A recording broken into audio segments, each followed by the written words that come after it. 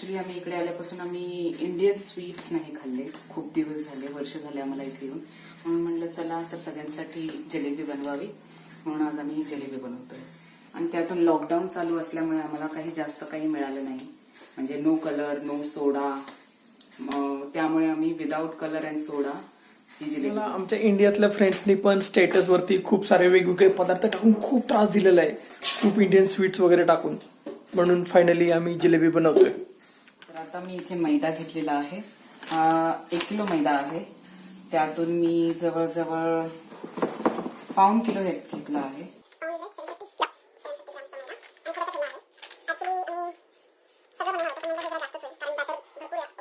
आता ह्या मैद्यामध्ये मी फक्त ही दही आहे, ही दही ऍड करत जाणार आणि ते फेटत जाणार. आणि तुम्हाला दाखवते कोणती कन्सिस्टन्सी हवी आहे जिलेबी बनवण्यासाठी. तर I will just use maida and दही, अजून काही नाही.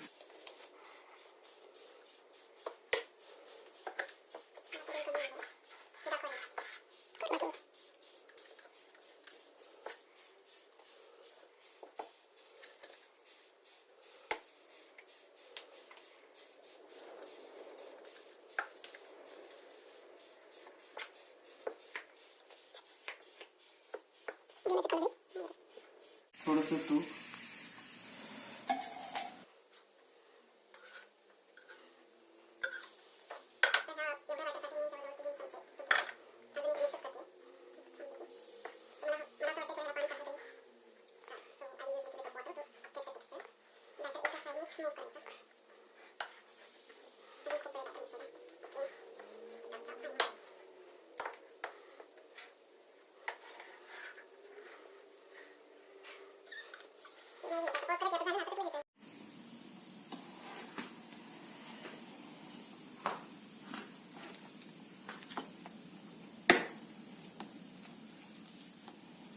तयार झालेला आहे.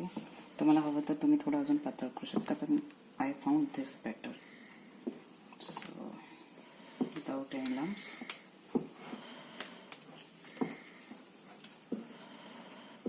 हाय मी गेले 20 मिनिटं. चला आता तर आपण पाक बनवूया. तर पाकासाठी मी काय केलं होतं, मी हा ग्लास मोजून, म्हणजे हा ग्लास फुल भरून साखर घेतली, असे 2-2.5 ग्लास भरून साखर घेतली आणि तेवढंच पाणी घेतलं आणि ते ह्या कढईत उकळायला ठेवलेलं आहे.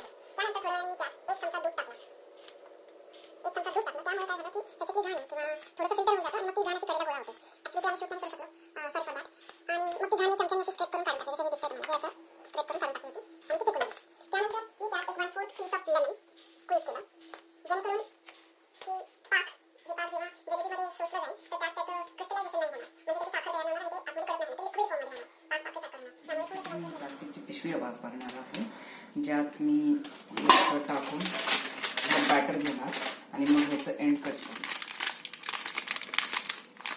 याचं तोंड रबर बँडने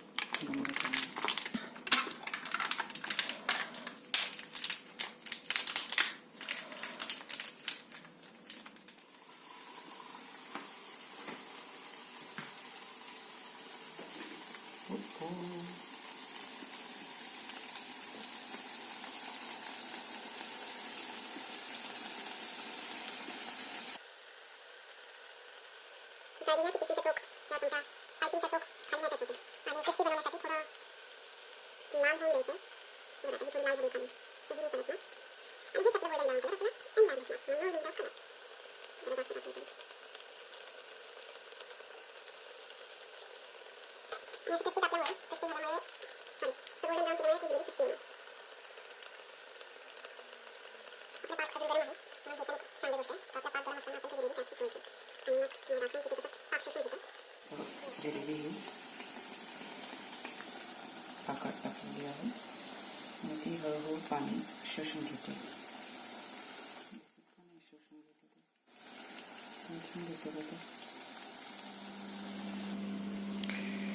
फायनली ही आमची जलेबी झालेली आहे, एकदम क्रिस्पी आणि कुरकुरीत दिसतंय.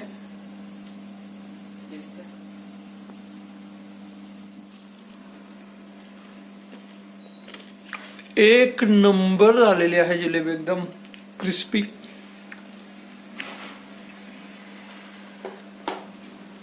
वाह मस्त.